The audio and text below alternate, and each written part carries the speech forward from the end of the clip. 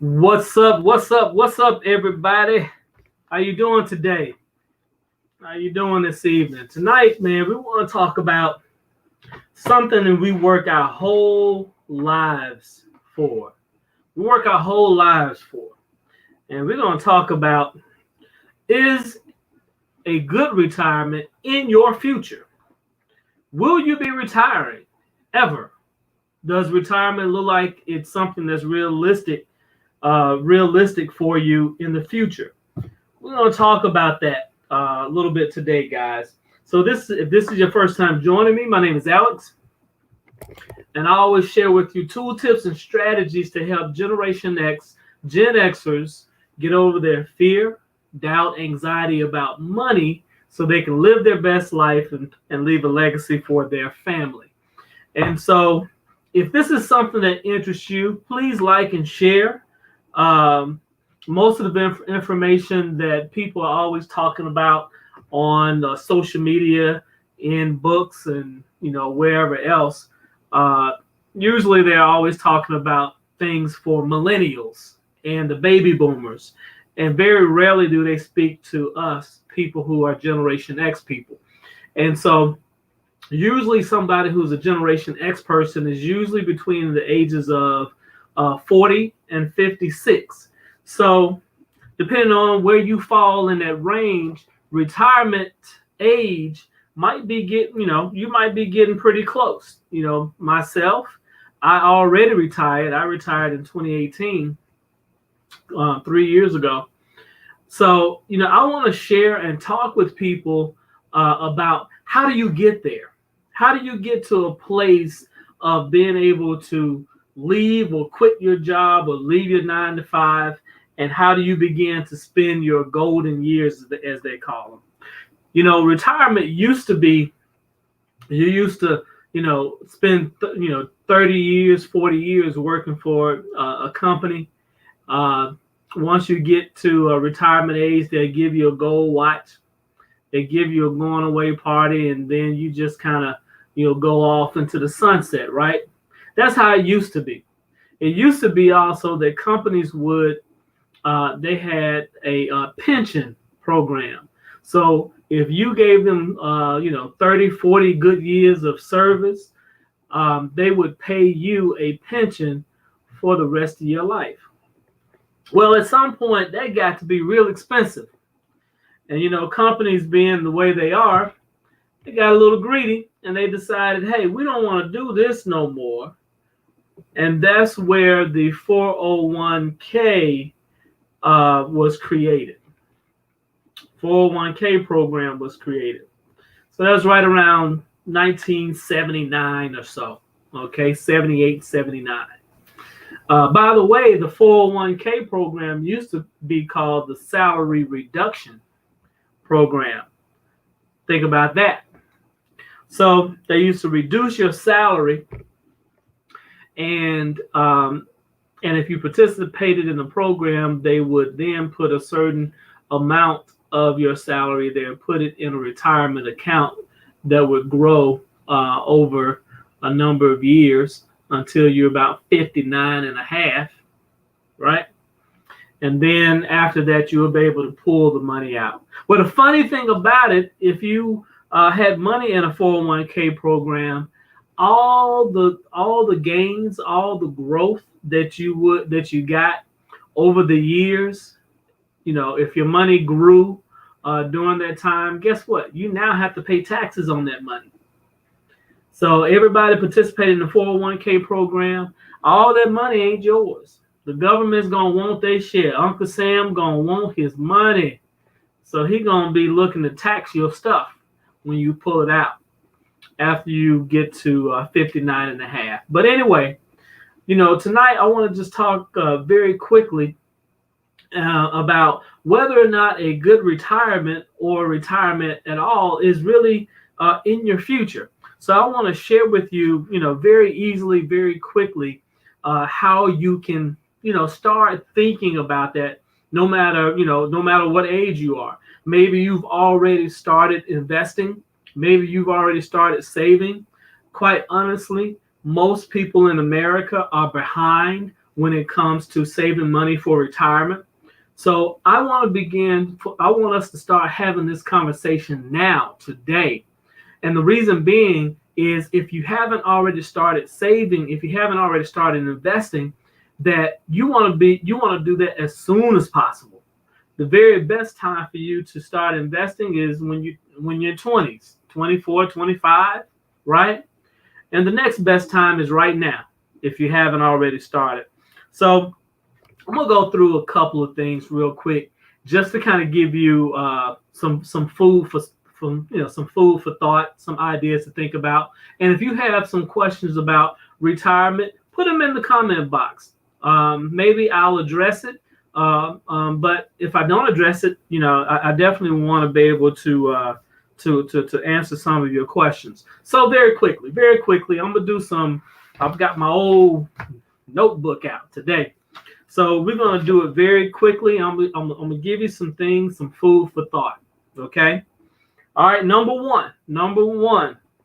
Most people will spend about 20 years in retirement. Okay. Most people, from the time they retire to the time we expire, yep, we're gonna expire at some point, is usually on average about 20 years. Okay. And just for easy math, we're gonna say 20 years. Now, if you know how much you are spending every single year in order your annual expenses, if you know how much it costs you to live every year, you want to take that number, right? And you want to multiply that times 20. Today, I was looking at reading an article, and today it said that roughly people spend about $45,000 a year for them to live.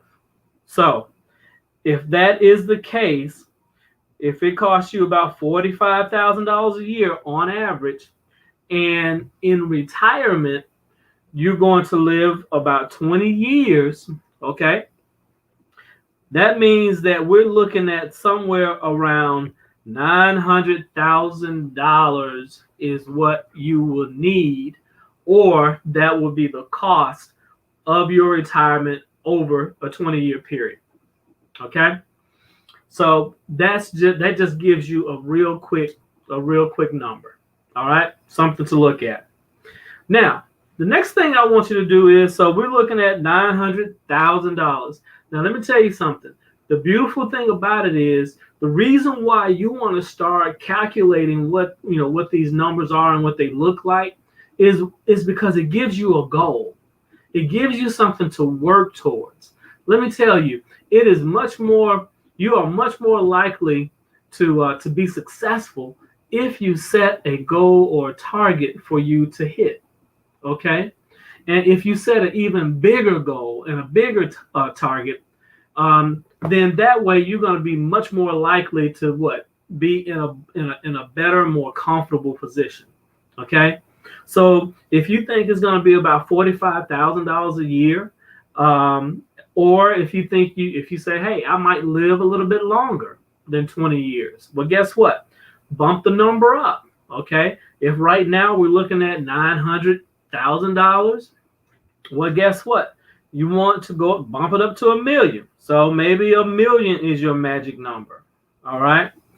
So let me just say this too, guys. I don't want you to get to become overwhelmed with that number, $1 million. Okay. Because the beautiful thing about it is, as we go through these steps, you're going to see that there are a number of things that you can do in order to hit your target or hit your number. All right. So this is going to this is going to be good. All right. So, all right.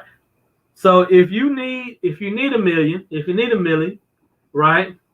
First of all, you want to look at, all right, how much do you have saved right now for retirement? Okay. How much do you have saved right now? The median amount that people, Generation X, let me look that up real quick. Let me look that up.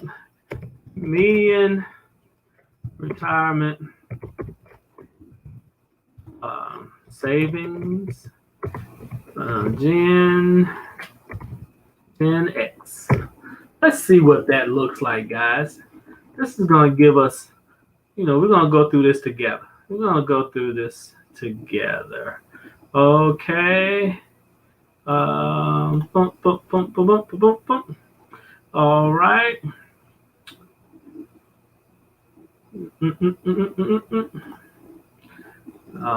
Looks like, okay, let's see. Okay, all right. So CNBC says that people, Gen Xers, 41 to 56, have an average of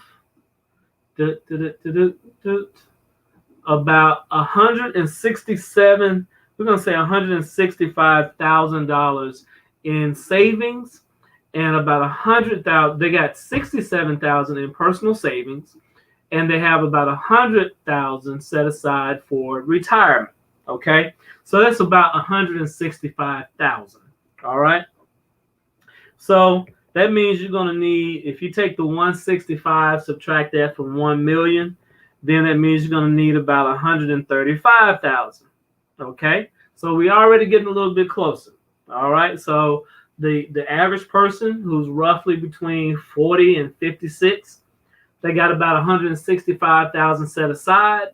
So that means if you're trying to get to $1 million, you need about another 835 left. Okay, all right. The next thing you want to look at is you want to find out how much will Social Security, if it's around, let's be real about it. If Social Security is around, how much will Social Security pay you over that 20-year period in retirement? Right now, people roughly make they get about $1,600 a month for Social Security. Okay, so that's $18,000 a year. Okay, so if you take the $18,000 a year and you multiply it times 20 years, how long you expect to live in retirement, that's going to be another, let's see, 18 times 20. I'm doing the math with you. So that's roughly about 360,000 towards your retirement. Okay. So again, we're trying to get to $1 million.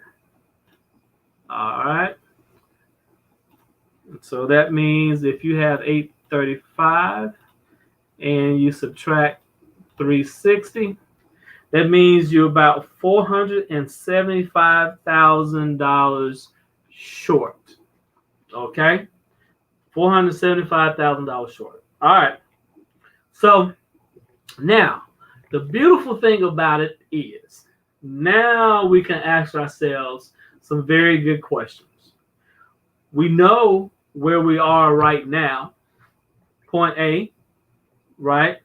So we've figured out that we have 160, about 100, whatever you have in savings right now, on average, people who are usually Gen Xers usually have about 165,000 saved for retirement.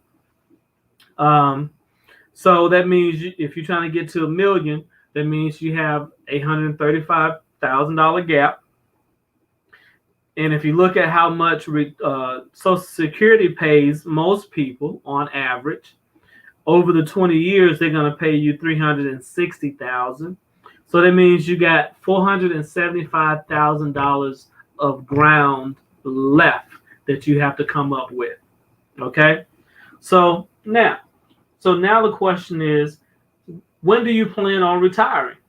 What age do you plan on retiring? And how much longer do you have left? So we're going to say that if you are 45, and you plan on retiring at 65, that means you have 20 years left, right? So if you take that 20 years and divide it into the 475, the $475,000,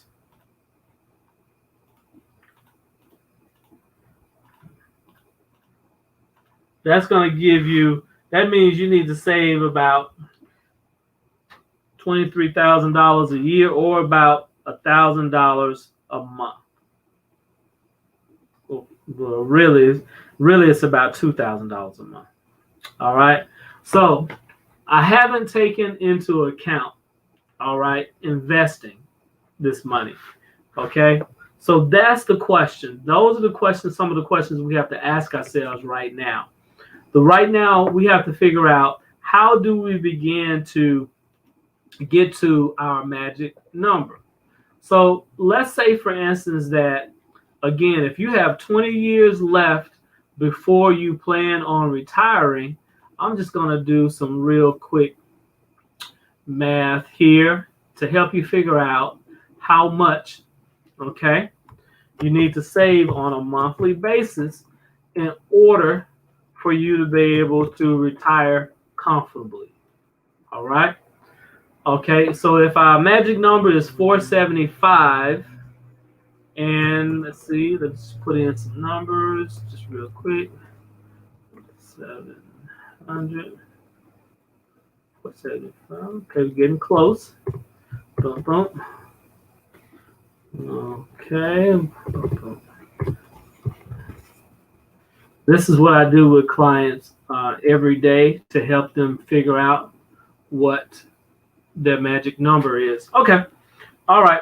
So right now, guys, if you are trying to figure out how much you need to save and how you're going to get to your magic number for retirement, okay? In this case, if you're 45 years old, you've already saved $165,000. Social Security is going to pay you $360,000 if they are around in retirement. Okay, so you have to figure out how you're going to make up the difference, which is about $475,000. Okay, so you got 20 years to hit your magic number. So the question is, how do you plan on doing it? One way you can plan on doing it is for you to save money and invest. Okay, so if you are going to save money and invest it in something that gets you an 8% return per year, you need to save $800 a month over the next 20 years in order for you to hit your magic number of $475,000. Okay, that's easy peasy.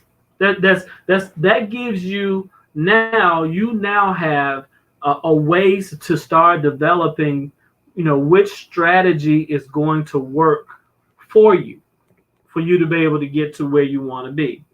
Okay, so strategy number one is for you to save $800 a month, for you to invest that $800, okay, in something that's going to pay you 8% a year. If it's the stock market, then you need to put $800 a month aside and invest it, and your portfolio needs to generate 8% a year. All right.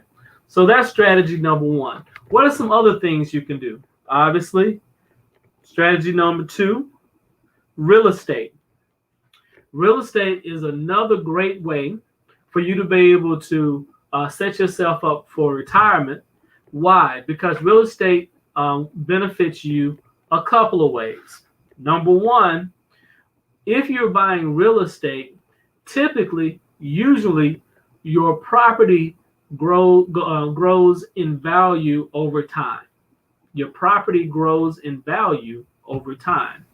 So, number one, if your property is growing over time, that difference is considered equity. That equity is considered a part of your money that you can use in retirement, right?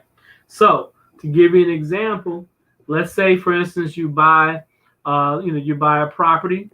That property is, we'll say, 150,000. Okay, if you can find something like that these days with the housing market the way that it is. But we'll say that you find something for 150. All right, and we'll say that you keep that property for 20 years and you rent it to someone else.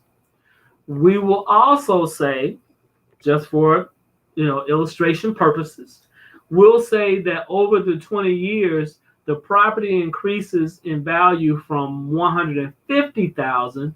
We'll say that it increases to 300,000.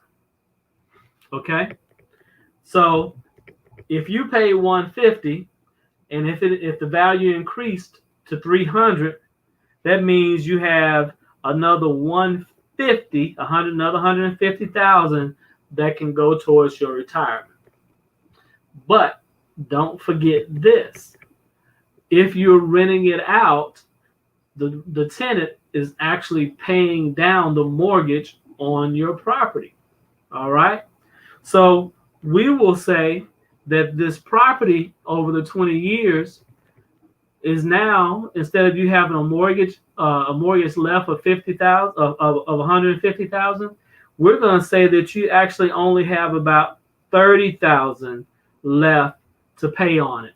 So that means, actually, if your mortgage is 30,000, the mortgage or the amount you have left is 30,000, and it's worth 300,000. That actually means that you have $270,000 of equity. Nice, right? Very nice. So you have the $270,000 of equity, plus if you are renting it out, and if it's covering your mortgage, and if it's paying you, we'll say, for instance, make it good, easy numbers. We'll say that you generate about $400 a month in rent that you have left. Then that means that at the end of the year, that's almost $5,000 of income for the year that you have. Okay, so by doing the math, now you see how real estate can be a great way for you to start building up your nest egg, right? If you buy a couple of properties or you buy a multifamily unit, that alone would put you in position and put you in place to be able to retire well, both from a net worth or equity standpoint, and it'll also help you from a cash flow standpoint. See, if you have enough cash flow coming in each and every year from your real estate investments, then you can actually use the income from your real estate to live from. And then that way you actually never have to touch the money that you have in savings for retirement, okay? Or you never have to really touch your 401k. Now, the government is going to make you pull out some money at a certain point. It's called a minimum required distribution. They're going to make you take some money out because they want to start generating some taxes for them. So if you have a 401k or if you have an IRA, they're going to make you take out some money each year after once you reach the age of 70. Okay, so they're going to want you to start taking some money out. But in any case, like I said before, if you have property of 150 and it increases of $300,000 over those 20 years, that's $270,000. Guess what? You do that one more time. Let's say, for instance, you have two pieces of property and you pay it $150, and they both appreciated to $300,000 over the 20 years. Well, guess what? You got $540,000 of equity sitting in those 2 properties, right? You good to go. You don't have to worry about what's going to happen for you in retirement. At that point, once you reach 65, if you want to, you can go ahead and sell those 2 properties. You can take the capital gains, okay, the money that the property increased in value. You can take that money, go ahead and sell the properties, and you can use that money to what? Live from in retirement. So, those are just a couple of different ways. A third way that you can get to your retirement number is you can put together a home-based business that allows you to generate income in your home, number one. Number two, it also allows you to write off some of your living expenses on your taxes. So that way you don't have to pay as much in living expenses each and every year. That's the reason why, guys, it's important for you to understand and know how to use the tax code to your advantage. A lot of these things that these wealthy people are doing to reduce their taxes, they aren't secrets. It's just things that most of us don't take the time to learn or to understand. And if you have somebody who's preparing, if you have a real accountant, a real CPA, then you want to start talking to that person at the beginning of the year, as opposed to talking to them once it's time for you to do your taxes. It's too late. A lot of things that you could have done, could have, should have, would have done, you needed to know those things up front so you can start preparing yourself and moving in a certain way so you can start reducing the amount of taxes that you have to pay on these moves that you're making.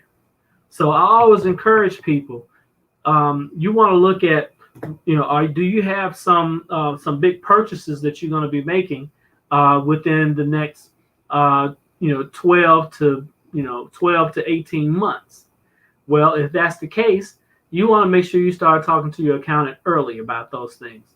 Do I need to set up a home-based business? Do I need to set up an LLC? Do I need to have an S corp? Which structure is going to be best for me? How do I get the funds to make this investment? Do I get a loan for these things? Do I use my personal credit? Do I use my business credit? Do I start tapping some of my wealth creation fund? I talk more about that. If you want to know about that, hit me, inbox me. But do I tap my wealth creation fund to make this next purchase? See, those are the things that we need to understand, and we need to know them up front. Most of us don't know what we don't know. And because we've never been shown, we've never been taught, no one has ever taught us these secrets and these strategies, we think, well, you know what? I know how to get a credit card. I know how to, get in debt. I know how to get a student loan. I'm able to, I know how to buy a house or buy a car. But there are smarter ways to do these things. And most people just think, just because I'm able to get the car or get the house or get the credit card, that doesn't necessarily mean that you've done it the best way, the most effective way, the most efficient, or the most advantageous way. So those are the things that we have to start talking about, and we have to start learning from. So in any case, is retirement in your future? Do you want to wait till you're 65 to retire? Do you want to wait till you're 62 to retire? Do you want to wait till 70? What's your magic number? What's your magic number? Because you want to start talking about this right now, guys. Because if you wait, retirement may not be in your future. Let me know if you have any questions, any comments. I love to answer your questions or comments. If this is something that you find helpful, please share this with someone else so they can get this information as well. Man, I hope you have a great evening. Take care. God bless. We'll see you on